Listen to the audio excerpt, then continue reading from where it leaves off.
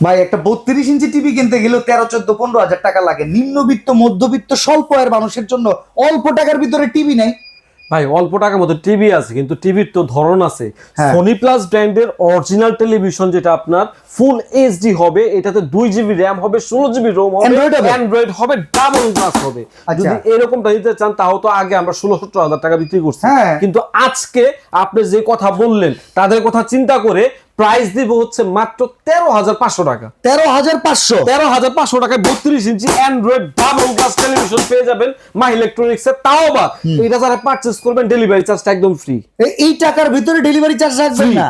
আবার এইটা ভালো কাজ করছেন। দেয়ালের হ্যাঙ্গার হ্যাঁ ফ্রি ফ্রি। আবার 3000 টেলিভিশন চ্যানেল ফ্রি। কোনো অ্যাডভান্সও লাগতেছে না। কোনো অ্যাডভান্সও লাগবে না। আচ্ছা গ্যারান্টি দিবেন তো এই দামে? 100% ভাই। অনেকে বলে ভাই গ্যারান্টি ছাড়া টিভি বিক্রি করতেছে দাম কম দিয়ে। ভাই এরকম না তো। টেলিভিশন পারচেজ করলে 1 বছরের এই প্যানেলটার গ্যারান্টি থাকবে। ভাই অ্যাভোকাডো ফোল্ডারে তো পুরো রসগোল্লা রাখতেছে, কঠিন কালার। 1 বছরের পার্সেল গ্যারান্টি থাকবে, 12 বছরের সার্ভিসিং ওয়ারেন্টি থাকবে এই টিভিতে।